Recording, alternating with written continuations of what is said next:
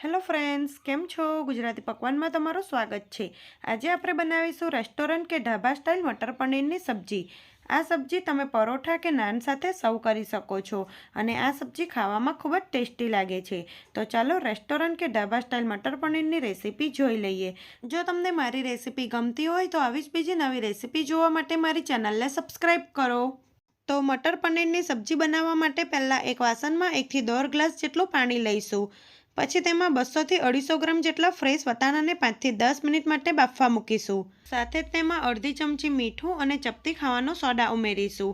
ખાવાનો સોડા ઉમેરવાથી વટાણાનો કલર આવો ગ્રીન જ રહેશે। તો અહીં વટાણા બફાય છે ત્યાં સુધી આપણે પનીરને સાંતળી લઈશું। તો એક પેન લઈ તેમાં 1 ચમચી જેટલું તેલ નાખીશું। સાથે જ આપણે 1 ચમચી જેટલું બટર નાખીશું। પછી મેં અહીં 200 ગ્રામ જેટલા પનીરના ટુકડા કરી લીધા છે। તેને આપણે હલકા ગોલ્ડન બ્રાઉન કલરના થાય ત્યાં સુધી સાંતળી લઈશું। અહીં તમારે ગેસની ફ્લેમ મીડિયમ ટુ હાઈ રાખવાની અને પનીરને વચ્ચે હલાવતા રહી બધી સાઈડથી શેકી લેવાનું। તો લગભગ 3 થી 4 જ મિનિટમાં પનીર સરસ સતળાઈ ગયું છે। તો હવે ગેસની ફ્લેમ બંધ કરી દઈશું અને ગરમ હલકા પાણીમાં પનીરના ટુકડાને કાઢી લઈશું। આ રીતે સાતરેલા પનીરને ગરમ પાણીમાં રાખવાથી પનીર ખાવામાં એકદમ સોફ્ટ રહેશે। તો મેં અહીં બધા જ પનીરને પાણીમાં કાઢી લીધા છે। હમણાં આપણે પનીરને સાઈડમાં મૂકીશું। અહીં જે વટાણા બાફવા મૂક્યા હતા તે પણ સરસ બફાઈ ગયા છે। તો ગેસની ફ્લેમ બંધ કરી દઈશું અને વટાણાને ચાળણીમાં નીતરતા કરી દઈશું। હવે ફરીથી એ જ પેન લઈ તેમાં આપણે 1 ચમચી જેટલું તેલ નાખીશું। તેલ થોડું ગરમ થાય એટલે તેમાં 2 મોટી સાઇઝની ડુંગળીને મેં ટુકડામાં કટ કરી લીધી છે તો તે ઉમેરીશું। સાથે જ તેમાં 1 થી 1.5 ઇંચ જેટલો આદુનો ટુકડો અને 7 થી 8 કળી લસણની ઉમેરીશું। પછી તેમાં થોડાક કાજુના ટુકડા નાખીશું। કાજુના ટુકડા નાખવાથી ગ્રેવી એકદમ સરસ ઘટ્ટી બને છે અને ટેસ્ટ પણ સરસ લાગે છે। હવે ગેસની ફ્લેમ સ્લો ટુ મીડિયમ રાખી ડુંગળીનો કલર થોડોક ચેન્જ થાય ત્યાં સુધી બધું સારી રીતે સાતળી લઈશું। તો અહીં 3 થી 4 મિનિટ પછી તમે જોઈ શકો છો ડુંગળી આછા ગોલ્ડન બ્રાઉન કલરની થઈ ગઈ છે। પછી તેમાં 2 નંગ મીડિયમ સાઇઝના ટામેટાને મેં કટ કરી લીધા છે તો તે ઉમેરીશું। ટામેટા લાલ હોય તેવા લેવાના એટલે શાકનો કલર એકદમ સરસ લાલ આવે। હવે ટામેટાને સારી રીતે મિક્સ કરી દઈશું અને ટામેટા સોફ્ટ થાય ત્યાં સુધી તેને સાંતળી લઈશું।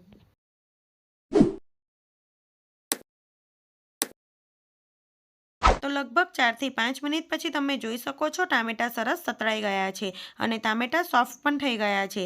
તો ગેસની ફ્લેમ બંધ કરી દઈશું અને આ મિશ્રણ ઠંડુ થાય પછી તેને મિક્સર જારમાં સ્મૂથ પેસ્ટ બનાવી લઈશું। તો મેં અહીં શાક માટેની ગ્રેવી બનાવી લીધી છે। હવે આપણે શાકનો વઘાર કરીશું। તો એક પેન લઈ તેમાં 2 થી 3 ચમચા જેટલું તેલ નાખીશું। સાથે જ આપણે 2 ચમચી જેટલું બટર નાખીશું। તેલ અને બટર હલકું ગરમ થાય એટલે તેમાં 1 ચમચી જેટલું જીરું નાખીશું। સાથે જ આપણે એક તમાલપત્ર, એક તજનો ટુકડો, 2 થી 3 લવિંગ ઉમેરીશું અને ગેસની ફ્લેમ સ્લો રાખી થવા દઈશું। ફ્રેન્ડ્સ, તમને મારી રેસીપી ગમતી હોય તો મારી ચેનલને સબસ્ક્રાઈબ કરો અને બાજુમાં આપેલા બેલ આઇકોન બટનને જરૂરથી ક્લિક કરો જેથી આવનારા નવા વિડીયોની નોટિફિકેશન તમને તરત જ મળે।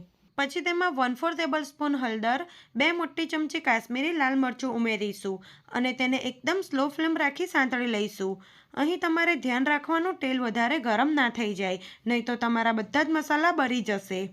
મસાલા શેકાઈ જાય એટલે તેમાં બનાવેલી ગ્રેવી તરત જ ઉમેરી દઈશું અને એકદમ સારી રીતે મિક્સ કરી દઈશું। તો અહીં તમે જોઈ શકો છો હમણાં થોડીક ગ્રેવી ઢીલી છે। તો તેલ છૂટું પડે ત્યાં સુધી તમારે સ્લો ટુ મીડિયમ ફ્લેમ પર ગ્રેવીને સાંતળતા રહેવાનું। વચ્ચે વચ્ચે ગ્રેવીને તમારે હલાવતા રહેવાનું। જેમ જેમ આપણે ગ્રેવીને સાંતળીશું તેમ તે ઘટ થશે અને તેમાંથી તેલ છૂટું પડશે। તો આપણે ઢાંકણું ઢાંકી ગ્રેવીને થવા દઈશું। તો 3 થી 4 મિનિટ પછી ઢાંકણું ખોલીને ગ્રેવીને એક વખત મિક્સ કરી લઈએ। તો તમે જોઈ શકો છો હજી ગ્રેવી ઢીલી છે। તો આપણે ગ્રેવીને 4 થી 5 મિનિટ માટે સ્લો ટુ મીડિયમ ફ્લેમ પર થવા દઈશું। ગ્રેવી બરાબર શેકાશે તો જ શાકનો ટેસ્ટ સરસ લાગશે અને જેમ જેમ ગ્રેવી શેકશો તેમ તેનો કલર ડાર્ક થઈ જશે। તો લગભગ 7 થી 8 મિનિટ પછી તમે જોઈ શકો છો પેસ્ટ એકદમ ઘટ થઈ ગઈ છે અને તેમાંથી તેલ પણ છૂટું પડી ગયું છે। હવે આપણે તેમાં બાકીના મસાલા કરીશું। તો 1 ટેબલસ્પૂન કિચન કિંગ મસાલો, અડધી ટેબલસ્પૂન ગરમ મસાલો, સાથે જ આપણે સ્વાદ મુજબ મીઠું ઉમેરીશું અને સારી રીતે મિક્સ કરી દઈશું।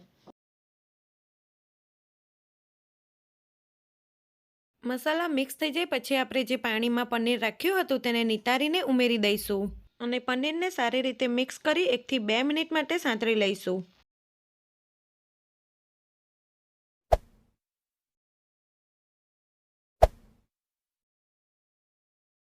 પનીર ગ્રેવી સાથે સતળાઈ જાય પછી તેમાં પાણી ઉમેરવાનું છે. તો હું અહીં 1 થી 1.5 કપ જેટલું પાણી ઉમેરું છું. હવે તમારે શાકમાં કેટલી ગ્રેવી જોઈએ છે તે પ્રમાણે તમારે પાણી ઉમેરવાનું. જો તમે પરોઠા કે નાન સાથે શાક ખાવાનો હોય તો ગ્રેવી થોડીક ઓછી જોઈએ. અને રાઈસ સાથે સર્વ કરો તો થોડી ગ્રેવી વધારે જોઈએ. એ પ્રમાણે તમારે પાણી ઉમેરવાનું. હવે એક વખત બધું સારી રીતે મિક્સ કરી ઢાંકણું ઢાંકી 3 થી 4 minute slow to medium flame પર થવા દઈશું. તો અહીં 3 થી 4 મિનિટ પછી તમે જોઈ શકો છો ગ્રેવી થોડીક થીક થઈ છે. તો હવે આપણે તેમાં 2 થી 3 ચમચી જેટલી દૂધની ફ્રેશ મલાઈ ઉમેરી દઈશું અને તેને સારી રીતે મિક્સ કરી દઈશું. દૂધની મલાઈની જગ્યાએ તમે ફ્રેશ ક્રીમ પણ નાખી શકો છો. પછી આપણે તેમાં બાફેલા લીલા વટાણા ઉમેરીશું અને તમે જોઈ શકો છો આપણા વટાણા એકદમ સરસ ગ્રીન છે. વટાણાને મિક્સ કરી દઈશું. પછી આપણે તેમાં 1 થી 1.5 ચમચી જેટલી કસૂરી મેથીને હાથથી મસળીને ઉમેરીશું અને તેને સારી રીતે મિક્સ કરી 2 થી 3 મિનિટ માટે સ્લો ટુ મીડિયમ ફ્લેમ પર શાકને થવા દઈશું. તો અહીં 4 થી 5 મિનિટ પછી તમે જોઈ શકો છો ગ્રેવી ઠીક થઈ ગઈ છે અને તેમાંથી તેલ પણ છૂટું પડી ગયું છે. તો ઉપરથી ઝીણા સમારેલા થોડાક લીલા ધાણા નાખીશું. હવે એક વખત બધું સારી રીતે મિક્સ કરી દઈશું.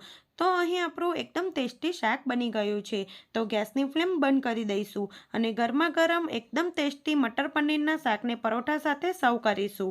તો રેસ્ટોરન્ટ કે ઢાબા જેવું ટેસ્ટી મટર પનીરનું શાક એક વખત આ રીતે જરૂરથી બનાવજો. અને તમને આજની રેસીપી કેવી લાગી તે મને કોમેન્ટ કરી જણાવજો.